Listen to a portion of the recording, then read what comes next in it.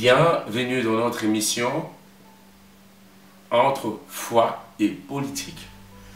Et cette émission se veut être le lien direct entre les personnes qui sont entièrement dans la foi et ceux qui sont entièrement dans la politique et voir si c'est possible de mêler les deux. Est-ce que c'est deux genres? Est-ce que c'est la lumière et les ténèbres? Est-ce que c'est l'eau et l'huile? Je ne sais pas.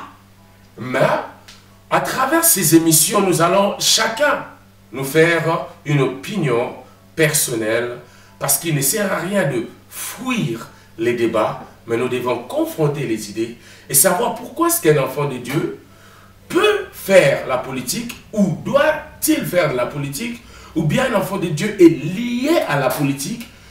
Au jour d'aujourd'hui, nous voyons de plus en plus les enfants de Dieu qui font de la politique. Et moi, personnellement, cela m'intrigue.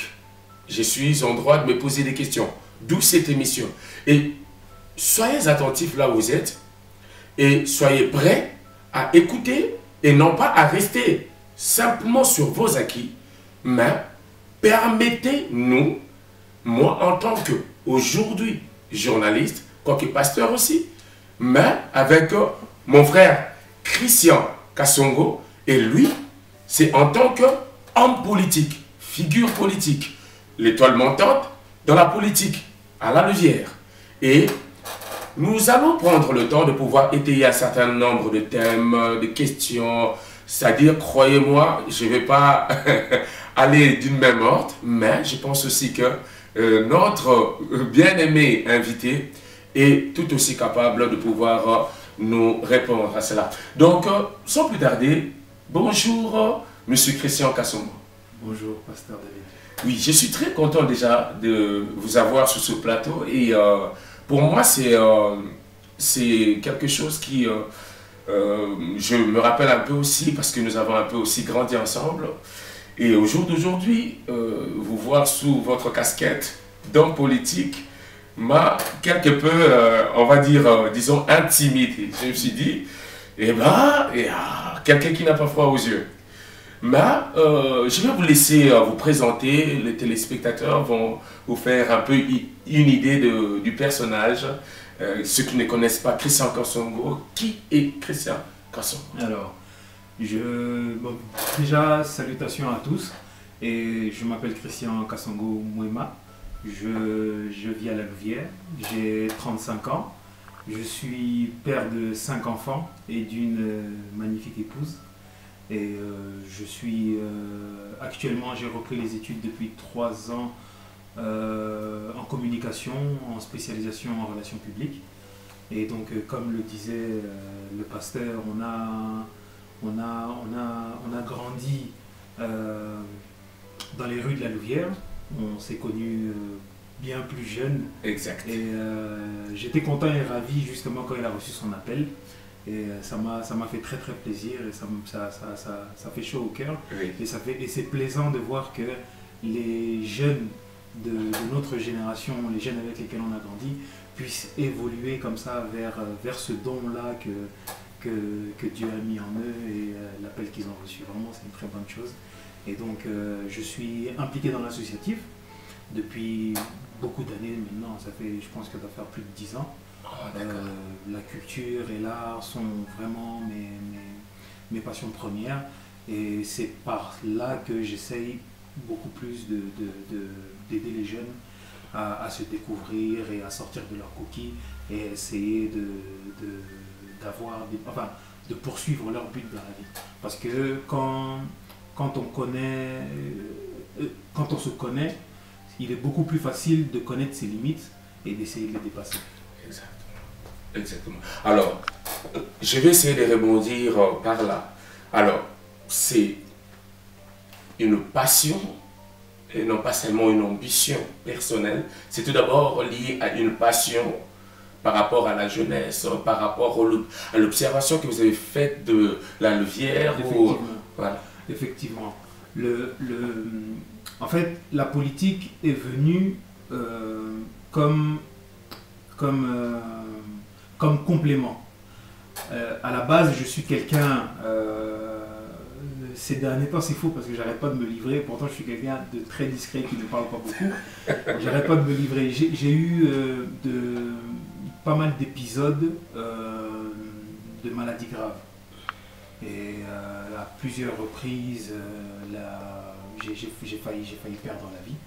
Et à chaque fois, Dieu a permis que je puisse passer ces épreuves-là, les traverser. Bon, ma mère me dit souvent que quand Dieu essaie de t'interpeller gentiment et que tu ne l'écoutes pas, à un moment donné, il laisse certaines choses t'arriver pour t'ouvrir les yeux, pour que tu prennes le temps de la réflexion et que tu réalises qu'il a besoin de toi. Et c'est comme ça que l'année passée, j'ai subi une lourde opération du cœur. Même les médecins avaient peur, donc comprenez que moi-même, le patient soit encore beaucoup plus inquiet. Oui. Mais les médecins eux-mêmes étaient surpris. La main de Dieu vraiment les a guidés, ça s'est passé sans problème. Finalement, l'opération qui devait durer 5 à 6 heures n'a duré que 3 heures. Et donc vraiment, c'était Ngolo Nzambe, quoi. Oui. Et en sortant de là, je me suis dit que je ne peux plus perdre de temps ou bien garder le talent que Dieu a mis en moi pour moi seul. Oui. Il faut que je puisse partager cela. Oui. Et il faut que je puisse faire bénéficier aux autres cette graine-là que Dieu a plantée en moi. Et c'est comme ça que la politique s'est révélée. Et je me suis engagé. Très sincèrement, j'ai pas eu à faire beaucoup d'efforts. Les choses se sont faites vraiment. Donc Dieu donne la vision et la provision. Exactement. Donc, à chaque pas que je devais faire, les rencontres que je devais faire, tout tombait comme dans donc tu prends possession et sans effort. Ouais. Sans effort. Ouais. Donc tu domines tout ce que là où tes pieds fouillent. Exact. Ça tombe sous ton autorité. Et c'est comme ça qu'on a avancé. Et c'est comme ça que je suis arrivé dans cette liste-là. C'est une liste qui est principalement citoyenne. Oui. Il y a le 3/4 des personnes qui sont sur sa liste n'ont jamais fait de politique. Oh, c'est mon cas aussi. Ah, Mais on est tous impliqués de façon citoyenne. On est tous impliqués dans la vie de la cité. On est tous impliqués, que ce soit de façon associative. D'autres sont enseignants. D'autres sont dans le sport. Mais on est tous impliqués. Et on s'est dit que avec toute la bonne volonté du monde qu'on a, sans un certain réseau, on est limité dans les actions et dans ce qu'on souhaite faire. La raison pour laquelle la politique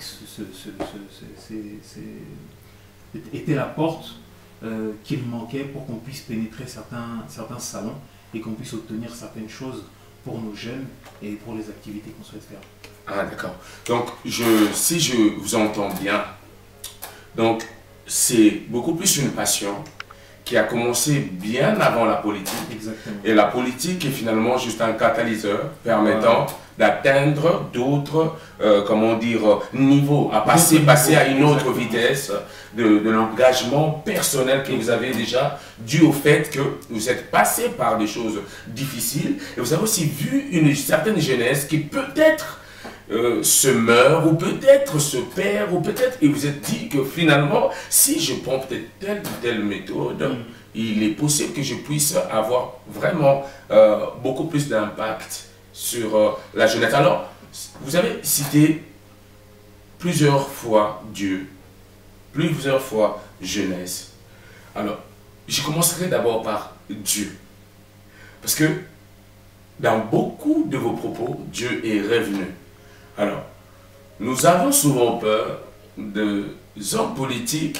Pourquoi? Parce que nous disons, c'est des personnes, on ne peut plus le cacher, on se dit, bon, ils vont rentrer dans certaines loges, dans certaines choses et tout. Mais vous, Dieu a permis, Dieu a fait ceci, Dieu a fait ceci. Donc, quelque part, qu'est-ce que Dieu occupe comme position dans votre vie, si je peux me le permettre? Oui, permettez-moi. Dieu occupe une position centrale. Ça veut dire que aussi loin que je peux remonter, comme j'aime à le dire, ma vie entière est une bénédiction, est une grâce et un témoignage. De ma naissance, la façon dont je suis né, la façon dont j'ai évolué en grandissant, ça a été maladie sur maladie, ça a été des tentatives de la mort sur tentatives de la mort, et à chaque fois, il y a eu ce secours, cette main tendue qui est venue, cette main invisible qui a agi et qui a arraché, qui m'a arraché d'une destinée qui n'était pas la mienne parce que ma mission n'était pas encore accomplie. Et donc, non, Dieu a une place prépondérante. Ma famille elle-même est chrétienne depuis mes grands-parents, donc c'est quelque chose déjà qu'on nous a transmis. Mais arrivé à un certain âge, les parents prient pour toi. Arrivé à un certain âge, il faut que toi aussi tu puisses créer ta propre relation avec Dieu. Et je pense que les épreuves par lesquelles je suis passé et le cercle familial a fait en sorte que très tôt, j'ai pu construire cette relation-là avec Dieu. Malheureusement, je n'ai pas encore atteint le niveau que je souhaiterais. Niveau Nabino, de faire la nuance entre le visible et l'invisible, de faire le lien. Solo Inanza, mais la boutou, la journée, yo, et petit frère, ça m'a passé un message pour Nao. Non, on a comme un niveau, on a mais au niveau où je suis, très sincèrement, je sens au jour le jour, je sens vraiment la main de Dieu dans ma vie de tous les jours. Oui, donc vous avez pu remarquer que directement il y a un pont qui s'est créé là, entre la foi et la politique. Donc nous voyons que c'est un enfant de Dieu engagé, vous avez pu le détecter dans ses propres propos, c'est-à-dire que notre bien-aimé Christian n'est pas simplement une personne qui est aveuglée par des ambitions personnelles et qui a juste soif de marcher sur le monde, et comme on dit Alexandre le Grand. Mais c'est une personne qui a senti un écho de la voix, on peut dire la voix de Dieu, parce qu'il a pu nous dire que Dieu a une manière de parler, comme l'a dit sa maman, que si tu n'écoutes pas, Dieu peut te brusquer jusqu'à ce que tu comprennes ce qu'il voulait te dire. Et je pense que s'il a dit comprendre et qu'il fait de la politique, c'était ce que Dieu voulait qu'il comprenne. Mais maintenant, laissez-moi aller vers une question. Pensez-vous que l'on peut conjuguer foi et politique? Je pense, à mon avis, on peut conjuguer foi et politique. En fait, quand on prend la politique, il y a eu deux pôles d'influence depuis toujours. Et c'est les deux pôles principaux. Alors, tu as eu l'influence du religieux, de la foi, de l'Église, principalement les catholiques, qui ont une vision idéale de la société, qui est justement, qui vient des préceptes de la Bible, qui vient de certains enseignements, et ils essayent d'influer sur la société pour que la société ressemble à leur idéal, guidé par l'Évangile ou par le Coran. Et tu as, de l'autre côté, tu as le pôle d'influence qui est libéral. Eux, tout ce qui compte, c'est ils voient le monde comme une grosse tirelire qu'il faut casser pour prendre tout ce qui s'y trouve. Oui. Et c'est bien la preuve que depuis que les religieux ont perdu de l'influence des libéraux a augmenté et on vit dans une société de surconsommation. Parce que tout ce qui les intéresse, c'est le profit et encore le profit. Et ce qui serait bien, parce que la société est telle qu'elle est, ce serait qu'on puisse équilibrer. Ça veut dire qu'il faut qu'il y ait des personnes qui aient une vision idéale du monde parce que ils sont influencés par l'amour de Dieu, et des personnes qui sont beaucoup plus pragmatiques et qui souhaitent faire fonctionner cette société-là convenablement. Mais pour ça, il faut qu'il y ait un équilibre. Et pour l'instant, il y a un fort déséquilibre.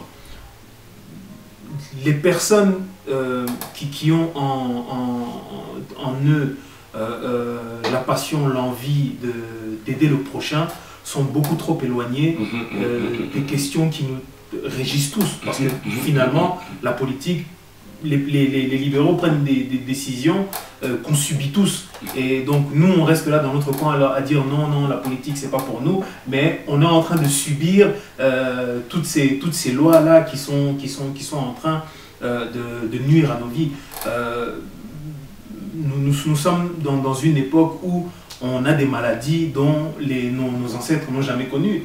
Il y a des taux d'AVC impossibles, des taux de suicide impossibles, parce que le corps n'est pas fait pour subir ce rythme-là. Que ce soit ce rythme de travail, ce rythme de pression. On presse les gens comme des citrons. C'est-à-dire qu'il faut toujours fournir plus, plus, plus. Les gens n'ont plus le temps d'éduquer leurs enfants. Ouais. Les gens n'ont plus le temps de prendre soin de leur couple, de leur ménage. Il y a de plus en plus de divorces. Parce que forcément, c'est la société dans laquelle on vit qui a des exigences qui font que certaines priorités elles sont mises de côté. Et donc pour moi, si nous voulons qu'il y ait un équilibre, c'est-à-dire entre l'évolution, qu'elle soit financière ou qu'elle soit de l'ordre dans le travail, etc., qu'on puisse exceller dans ce qu'on fait, il faut aussi qu'il y ait un temps pour qu'on puisse faire grandir nos enfants correctement, qu'on puisse donner de l'amour à nos épouses, qu'on puisse donner de l'amour à nos familles, qu'on puisse être présent dans nos communautés et consacrer du temps à Dieu. Et donc, il faut qu'il y ait un équilibre. Et je pense que la politique et la foi sont compatibles parce que ça permet d'avoir un équilibre. Les scientifiques disent que l'obscurité n'existe pas, parce que l'obscurité est due à l'absence de lumière. Je dirais qu'il est temps de remettre de la lumière dans ce monde. Eh bien, on voit que là, c'est la main d'un homme qui est passionné. On voit qu'on l'a amené sur un terrain où sa passion s'est exprimée. On n'a pas besoin d'en dire plus parce que c'était tellement clair, tellement pertinent. Et si je peux peut-être voir un peu avec quelques similitudes, disons, bibliques. Par exemple, si nous voyons par exemple la personne d'Esther, sa posture a été très politique parce que dans 100 ans, les enfants d'Israël étaient méprisés, écrasés. Il y avait toutes choses qui étaient votées afin de pouvoir oppresser Israël. Mais avec la pénétration d'Esther dans ce monde-là, ça a permis à ce que Esther obtienne une paix pour les enfants d'Israël au jour aujourd'hui que nous sommes, parce que nous sommes, c'est Israël spirituel. Finalement, on prend l'exemple de Joseph aussi. Joseph aussi, Joseph, Daniel, et ainsi de suite. Il y en a beaucoup de ces exemples-là. Maintenant, il y a une deuxième question. Pourquoi devons-nous, par exemple, vous soutenir et quels sont vos projets politiques à long terme? C'est-à-dire que là, on a parlé de manière vaste. C'est-à-dire ça concerne un peu tout le monde. Hein? C'est tout enfant de Dieu qui veut faire la politique peut dire ces choses-là. Maintenant, revenons à vous. Nous voulons vous soutenir. Mais hein, dans nos têtes, parfois, de têtus, il y a un pourquoi. Dois-je le faire? Et quels sont ces projets? Est-ce que je suis compris dedans? Non. Le projet principal, la raison pour laquelle je suis actuellement candidat aux élections communales, c'est surtout pour l'égalité des chances et la représentativité. Ça veut dire que nous, diaspora africaine, comme d'autres italiennes avant nous, grecques, turcs, sont venus s'installer à la Louvière pour des raisons et d'autres. Hein. Certains sont des réfugiés politiques, d'autres des réfugiés économiques, etc. Mais ils sont venus s'installer à la Louvière et ils se sont intégrés et ils ont pris une place et ils ont voix au chapitre. Ça veut dire qu'aujourd'hui, la communauté italienne, si des décisions doivent être prises au niveau de la gestion de la commune, qui va à l'encontre de leurs intérêts, ils se mobilisent et ils agissent pour que cette loi-là soit mise de côté ou qu'elle soit simplement annulée. Nous, la communauté issue de l'Afrique subsaharienne, on subit. Donc ça veut dire qu'on suit toujours. Les autres, on va faire ça, on y va. On va faire ça, on y va. Dans tout ça, quand on y va, on se plaint. Ah, mais pourquoi ils font toujours ça? Et nous alors? Et nous alors? Mais dans l'entretemps, on ne se mobilise pas pour dire non. Vous voulez faire ça, mais nous, on n'a pas envie de faire ça. Nous, on souhaiterait plutôt qu'on fasse ça de cette manière-là. Là, ça nous arrange. Et le but principal de mon action, parce qu'on est aussi, notre tête de liste, c'est quelqu'un de profondément progressiste, et lui, il est aussi pour ça. Il est pour que dans l'administration, dans la police, dans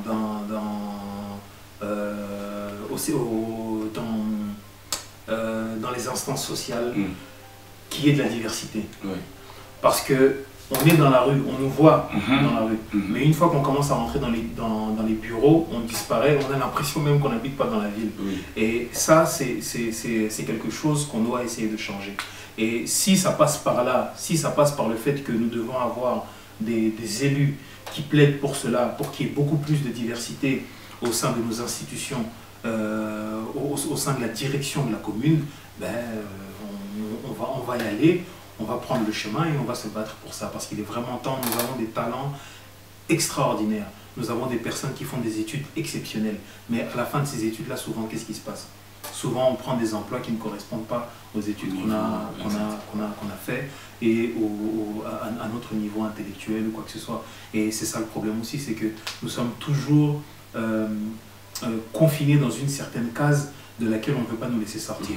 Et si on attend que les autres viennent ouvrir la case pour nous faire sortir, on ne sortira jamais. Jamais personne ne viendra vous faire sortir de votre case, dit je viens vous libérer, venez me faire concurrence, venez être mon égal, venez montrer que vous avez les mêmes capacités que moi, peut-être même plus. Personne. Il faut que nous, on se mobilise pour sortir de notre case de nous-mêmes et pour dire aux gens que là, nous sommes à compétence égale. À compétence égale, égalité des chances. Ça veut dire que si j'ai le même diplôme que toi, je dois pouvoir occuper le même poste que toi.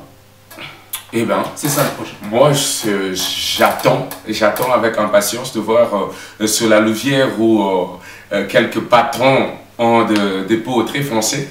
Et là où ça profite à tout le monde. Parce que finalement, en vous entendre parler, c'est que vous défendez tout. Vous défendez à double dimension. Je parlerai aussi de la dimension de la foi. Mais je parle aussi de la dimension de représenter des personnes originaires de l'Afrique subsaharienne. C'est-à-dire que toutes ces personnes sont quelque part, on va dire quelque part aussi, l'objet de vos combats. C'est-à-dire que vous allez combattre pour que eux puissent être respectés, donc justement, donc égalité des chances, donc c'est-à-dire que les mêmes compétences, le même diplôme doit déboucher sur le même poste. Exactement. Donc si vous comprenez bien ce qui est en train de se dire, c'est quelque part, ça nous engage tous, parce que moi, quelque part, je suis ici en tant que berger à l'église, ici en tant que journaliste, parce que c'est l'un des talents que aussi Dieu a donné, mais cependant, nous voyons aussi que nous avons parfois dans nos églises des taux de chômage records, c'est-à-dire nos bien-aimés où on doit transpirer 118 heures de prière pour que juste un CDD s'ouvre. Mais cependant, on peut toujours aussi regarder les choses d'une autre manière en disant, ok, il y a un de nos bien-aimés qui veut pousser loin les buts, parce que c'est les buts des dieux, et les buts, comment dire, des dieux, c'est la justice. Et quand il veut pousser loin, nous pouvons aussi nous dire, ok, qu'est-ce que nous pouvons aménager comme facilitation? C'est-à-dire qu'une manière de le faciliter les choses pour qu'il puisse atteindre l'objectif et ainsi nous puissions aussi vivre cette émergence finalement, comment dire, africaine. Ok? Cette émergence des personnes qui ont fait des études, des personnes qui ont fait des formations, mais qui ne vivent pas cette émergence. Pourquoi? Parce qu'il y a quelque part, l'ascenseur a été trafiqué. L'ascenseur social est bloqué. Maintenant, ça, c'est quelque chose qui me donne, on va dire, de voir clair. Je me dis, ok, je peux mettre ma voix. D'accord? Même. Maintenant, il y a une autre question. Je dis, ok, bon, ça va. Si vous êtes capable d'articuler, comment dire, vos projets, de manière globale ou générale, mais êtes-vous soutenu par la diaspora africaine ou il y a des choses que vous déplorez malheureusement dans la dynamique de la diaspora africaine? Alors, je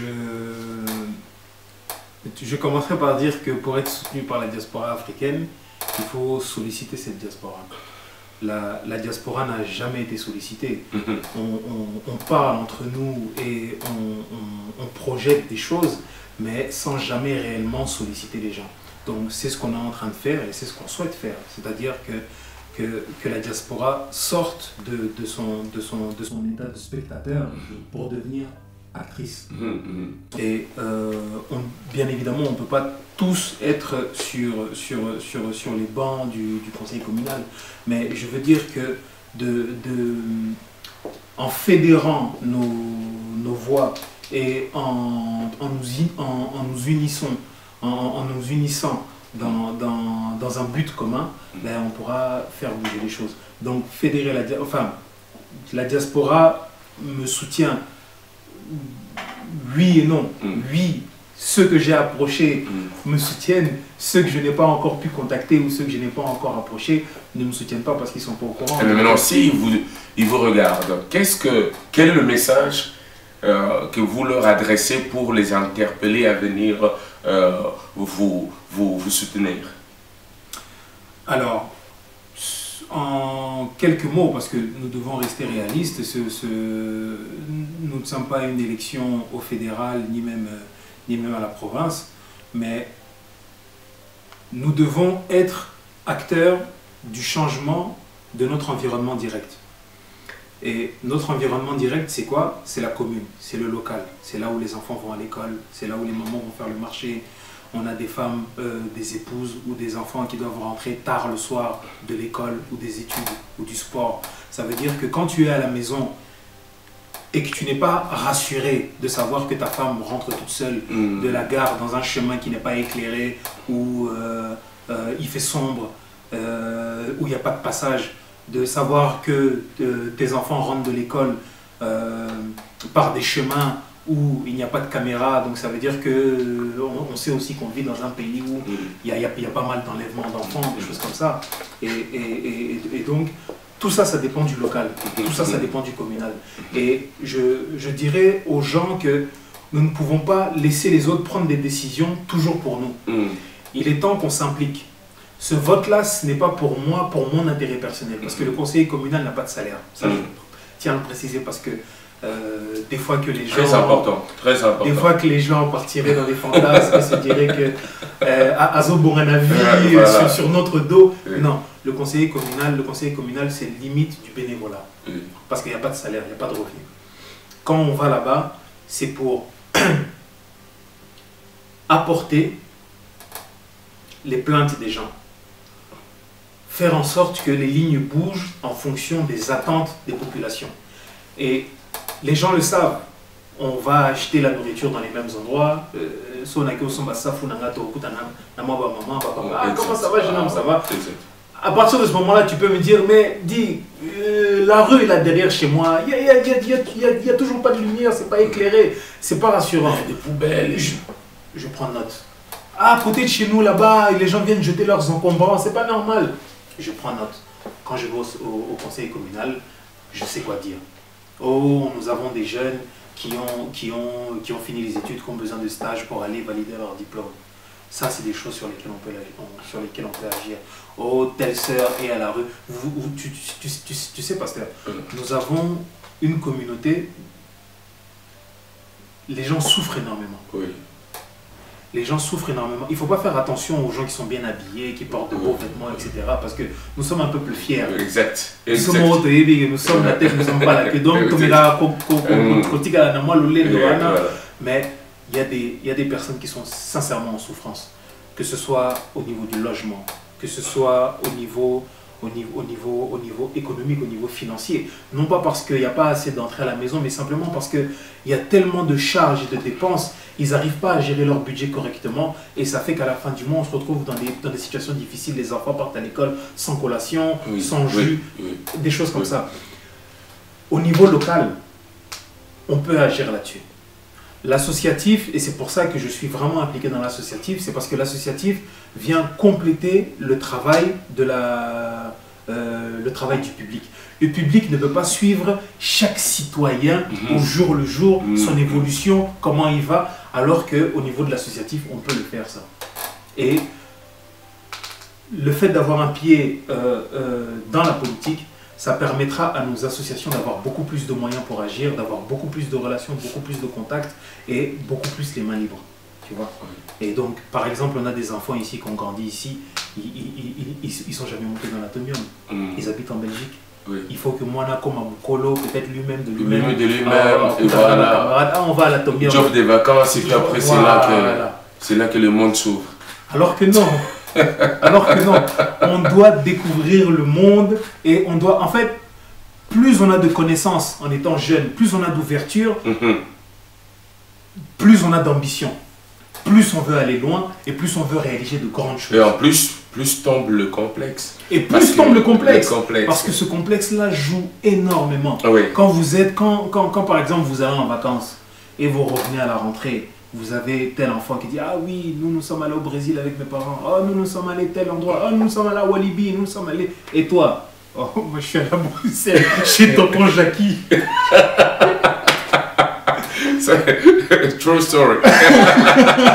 C'est notre histoire. On aime beaucoup à se reconnaître là-dedans. Je suis allé en vacances à Bruxelles chez tonton Jackie. Et en plus, vous allez chez tonton Jackie. Pour moi, tonton Jackie habite Samiro, moi, moi qui n'ai police. Non, palais dans palais. Tu vois. Et donc, là, c'est des choses sur lesquelles on peut agir. On peut prendre nos jeunes, les ouvrir au monde, leur faire des visites, leur faire rentrer dans des musées. Nous avons un musée ici en Belgique qui s'appelle le musée de Tervuren. La plupart des choses qui sont dans ce musée de Tervuren-là viennent du Congo, de la République démocratique du Congo, le pays dont nombreux d'entre nous sont originaires. Et je suis sûr que beaucoup de gens n'ont pas été voir ce musée-là. C'est important de connaître son histoire, de connaître pour savoir ce qu'on vaut. Tant que tu ne sais pas ce que tu vaux, quand le petit voisin te dira « Ah, les Noirs sont comme ça, ah, les Noirs, c'est ceci », tu vas le prendre pour toi parce que tu n'es pas conscient de l'histoire que vous avez. Lui, il a eu une éducation, on lui a appris à aimer ses ancêtres, à aimer son histoire et à aimer ce qu'il est. Nous devons aussi, nos enfants doivent avoir des modèles pour aimer ce qu'ils sont, pour aimer leurs ancêtres, pour aimer leur histoire. Et c'est ce qu'on doit faire. En fait, là, nous devons commencer à donner des modèles à nos enfants.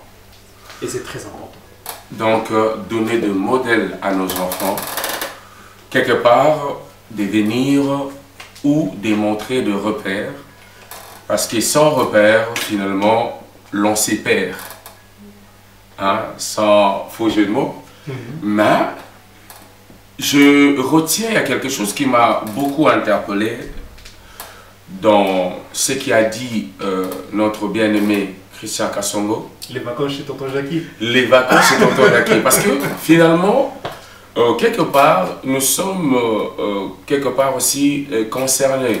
Moi aussi, le premier, sans toutefois blâmer les parents qui ont fait tout ce qui est à leur pouvoir pour réunir les moyens, beaucoup de sacrifices pour nous élever. Mais cependant, nous avons senti ces parents être quelque part isolés, non représentés, et dont le cri de leur douleur ne dépassait même pas le plafond de la maison sociale que nous louons. Donc, c'est quelque part très interpellant de voir que nos enfants sont complexés parce qu'il y a eu dans leur développement des choses qui ont manqué et qui ont fait que au jour d'aujourd'hui, ils pensent qu'il y a certaines choses qui sont simplement pour un certain type de peau, mais pas pour eux. Donc, voilà. Donc, je suis très content, très content pour cette réponse. Et parler, donc, et quand est-ce qu'il vous est venu l'idée de faire de la politique, concrètement? C'est-à-dire, est-ce que ça a toujours été avec vous depuis longtemps, même lorsque vous faisiez des associations, ou bien c'est un certain moment où il y a une année, il y a 2 ans, où il y a quelque chose qui s'est produit, qui a dit que, ok, c'est par la politique, parce que vous auriez pu vous engager comme pompier, ou je ne sais pas, vous auriez pu faire quelque chose, et dans tout ça vous allez aider. Mais qu'est-ce qui a fait que la conclusion a été, c'est de la politique? Le vrai déclic, ça a été, comme je l'expliquais tantôt, ça a été mon hospitalisation de l'année passée. Vous savez, quand on passe aussi près de la mort, quand on revient, en fait, c'est comme si on avait une seconde vie, une nouvelle vie. Et je me suis dit, quel témoignage je vais laisser? Quelle histoire je vais laisser? Qu'est-ce que les gens diront de moi? Quand j'arriverai devant mon Père Céleste, qu'est-ce qu'il va dire? Qu'est-ce que tu as fait du talent que j'ai placé en toi? Le talent que je t'ai donné là. Tu l'as laissé, tu l'as caché quelque part en attendant que je revienne le récupérer, ou tu l'as utilisé et tu l'as mis à disposition des autres.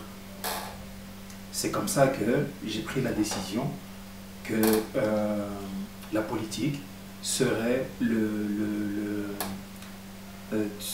l'un des canaux par lequel passera